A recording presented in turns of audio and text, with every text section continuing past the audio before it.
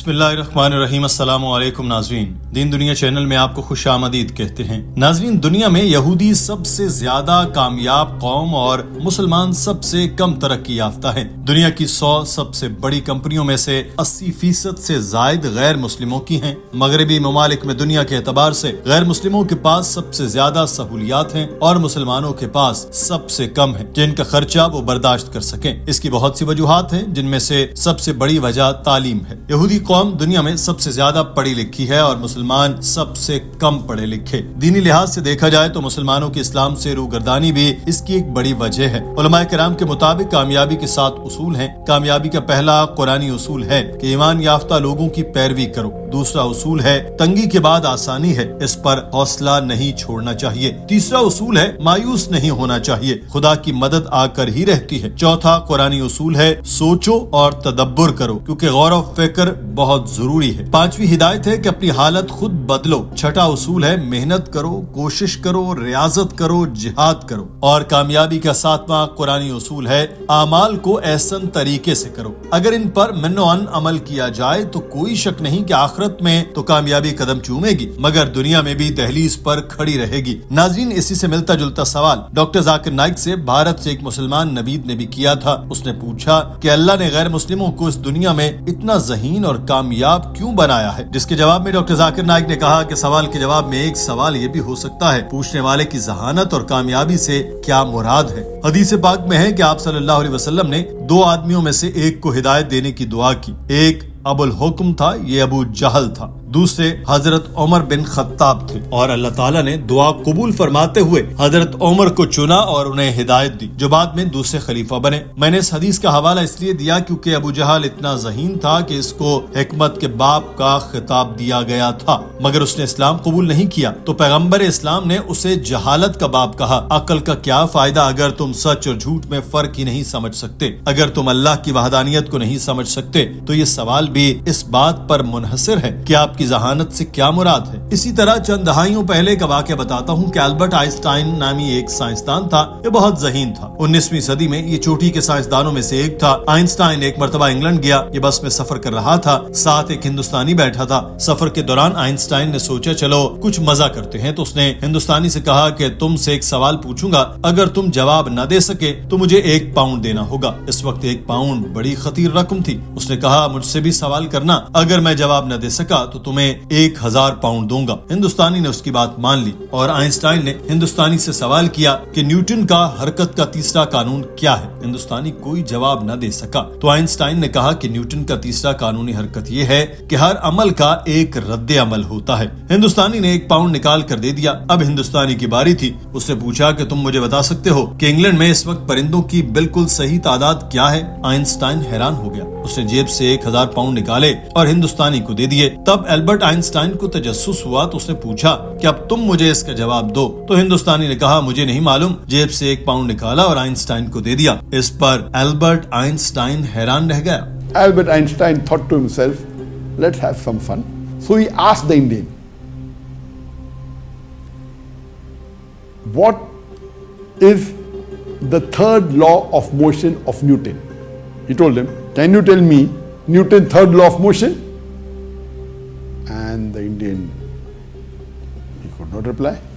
The Indian again asked him, can you tell me the exact number of birds now at present that are in UK? Albert Einstein thought for a long time.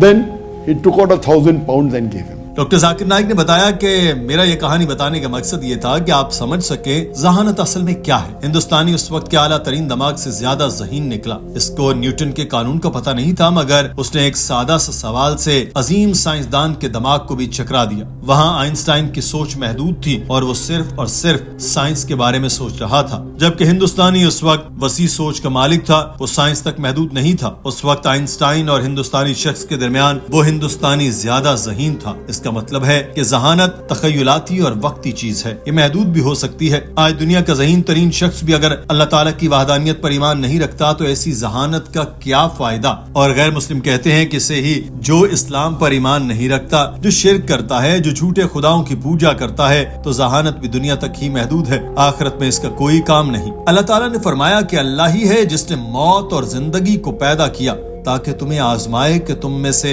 کس کے کام اچھے ہیں اور وہ غالب بخشنے والا ہے. Today a person is intelligent, he may be a scientist, but he doesn't agree that God is one. What is the use of the intelligence? And a non-Muslim is a person who doesn't believe in Islam, is a person who does shirk, who worships false God.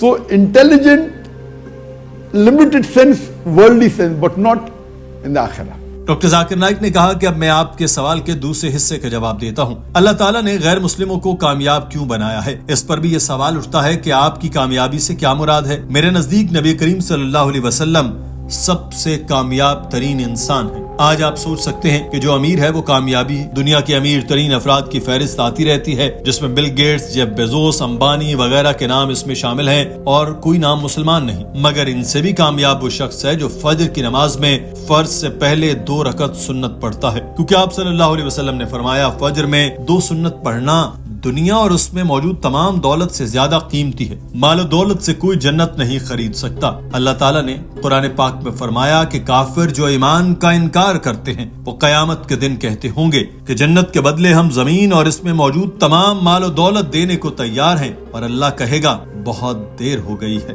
Number 8, 9 was Ambani, then number 3 was Bill Gates, then number 2 was Jeff Bezos. You know who was the most successful? Who was the most richest man? A Muslim who offers 2 rakat of sunnah before the Fajr Salah. Because the Prophet said, anyone who offers 2 rakat sunnah before the Fajr Salah, that is more valuable than the earth and the wealth in it. So for me, offering 2 rakat Fajr Salah before the Fajr Salah sunnah is more valuable than the earth and the wealth in it. Those who reject faith, on the day of judgment, they will say, we would not mind giving you the full earth and the wealth in it in exchange for Jannah and the Prophet. And Allah would say, it's too late. Doctor Zakir Naik نے بتایا کہ اللہ تعالیٰ نے قرآن پاک کی سورہ عصر میں فرمایا زمانے کی قسم ہے بے شک انسان گھاٹے میں ہے مگر جو لوگ ایمان لائے اور نیک کام کیے اور حق پر قائم رہے اور صبر کرنے کی آپس میں وصیت کرتے رہے. جو بھی ان آیات پر پورا اترتا ہے وہ کامیاب ہے، جو نہیں اترتا وہ ناکام ہے. کامیابی کی یہی 4 معیار ہیں. یہ نہیں کہ کس کے پاس کتنی دولت ہے. آپ بل گیٹس ہو سکتے ہیں، جیف بیزوس ہو سکتے ہیں، مگر آپ شرک کرتے ہیں تو آخرت میں آپ کامیاب نہیں ناکام ہوں گے. کامیاب وہی ہے جو ایمان رکھتا ہے، نیک اعمال کرتا ہے، حق بات کرتا ہے اور لوگوں کو صبر کی تلقین کرتا ہے. ناظرین، آج کی ویڈیو کے بارے میں آپ کی رائے کیا ہے؟ کمنٹ سیکشن میں ضرور آگاہ کیجیے. اپنا خیال رکھیے. اللہ حافظ.